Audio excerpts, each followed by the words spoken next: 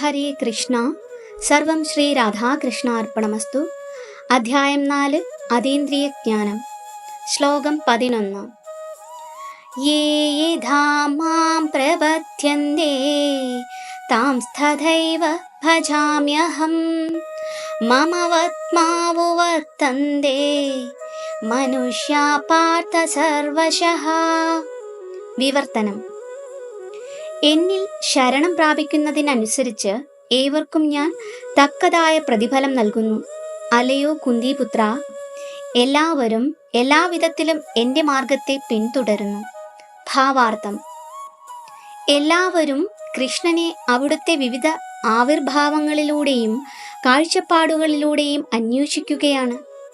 വ്യക്തിഭാവമില്ലാത്ത ബ്രഹ്മജ്യോതിസായും പരമാണുക്കൾ ഉൾപ്പെടെ എല്ലാ പദാർത്ഥങ്ങളിലും കുടികൊള്ളുന്ന സർവവ്യാപിയായ പരമാത്മാവായും പരമദിവ്യോത്തമ പുരുഷനായ കൃഷ്ണനെ ഭാഗികമായി സാക്ഷാത്കരിക്കാം. കൃഷ്ണനെ സമഗ്രമായി സാക്ഷാത്കരിക്കുന്നത് തികഞ്ഞ ഭക്തന്മാർ മാത്രമാണ്. ഏവരുടെയും സാക്ഷാത്കാര ലക്ഷ്യം കൃഷ്ണനാണ്. ഏവരും കൃഷ്ണനെ പ്രാപിക്കാനുള്ള തങ്ങളുടെ ആഗ്രഹത്തിൻ്റെ തോതനുസരിച്ച് സംതൃപ്തി നേടുന്നു.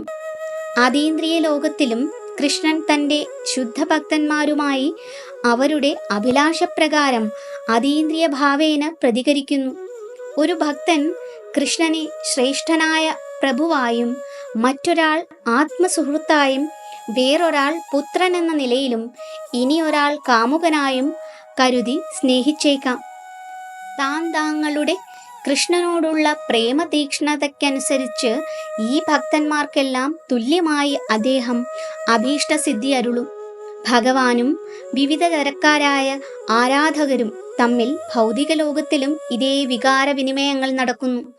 ഇവിടെയും ദിവ്യമായ ഭഗവത് ധാമത്തിലും ഭക്തോത്തമന്മാർ ഭഗവാനുമായി നേരിട്ടു സമ്പർക്കം പുലർത്തുന്നുണ്ട്. വ്യക്തിപരമായി ഭഗവാനെ സേവിക്കാനും പ്രേമപൂർണമായ ആ സേവനത്താൽ അതീന്ദ്രിയ ആനന്ദം അനുഭവിക്കാനും അവർക്ക് കഴിയും. ആധ്യാത്മികമായി ആത്മഹത്യ ആഗ്രഹിക്കുന്ന അവ്യക്തഗതവാദികളെയും ജീവാത്മാവിൻ്റെ വ്യക്തിഗതമായ നിലനിൽപ്പിനെ ഇല്ലാതാക്കി തൻ്റെ ബ്രഹ്മജ്യോതിസിൽ ലയിപ്പിച്ചുകൊണ്ട് കൃഷ്ണൻ സഹായിക്കുന്നു.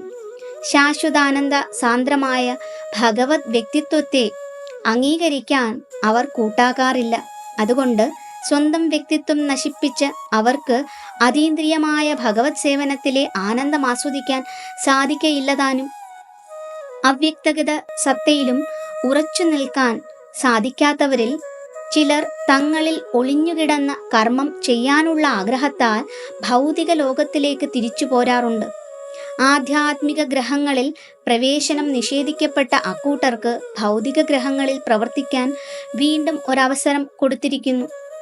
ഫലേച്ഛയോടെ കർമ്മം ചെയ്യുന്നവർക്ക് തങ്ങളുടെ നിർദ്ദിഷ്ട കർമ്മങ്ങളുടെ അഭീഷ്ടഫലങ്ങൾ യജ്ഞേശ്വരനായ ഭഗവാൻ കൊടുക്കുന്നു. യോഗശക്തികൾ അന്വേഷിക്കുന്ന യോഗികൾക്ക് അതും ലഭിക്കുന്നു. ഏതൊരാളുടെയും വിജയം ഭഗവത് കാരുണ്യത്തെ മാത്രം ആശ്രയിച്ചാണിരിക്കുന്നത്. എല്ലാത്തരം ആധ്യാത്മിക പ്രക്രിയകളും ഒരേ വഴിയിലുള്ള വിജയത്തിൻ്റെ വിവിധ തട്ടുകൾ തന്നെ. അതുകൊണ്ട് കൃഷ്ണാവബോധത്തിൻ്റെ പരിപൂർണമായ ഉന്നതിയിലെത്തുന്നതുവരെ എല്ലാ പരിശ്രമങ്ങളും അപൂർണ നിലയിലായിരിക്കും. ശ്രീമദ് ഭാഗവതം 2:3-10 പറയുന്നു: അകാമ സർവകാമോ വാ മോക്ഷകാമ ഉദാരധീഃ തീവ്രേണ ഭക്തിയോഗേന യജേത പുരുഷം പരം. അകാമനാകട്ടെ ഭക്തന്മാരുടെ സ്ഥിതി പലതിലും കാംക്ഷയുള്ളവനാകട്ടെ മുമുക്ഷുവാകട്ടെ ഏതൊരാളും തീവ്രമായ ഭക്തിയോടെ കൃഷ്ണാവബോധത്തിലെത്തിക്കുന്ന പരിപൂർണത നേടാൻ വേണ്ടി പരംപുരുഷനായ ശ്രീകൃഷ്ണ ഭഗവാനെ ആരാധിക്കുകയാണ് വേണ്ടത്. ഹരേ കൃഷ്ണ. സർവം ശ്രീ രാധാകൃഷ്ണാർപ്പണമസ്തു.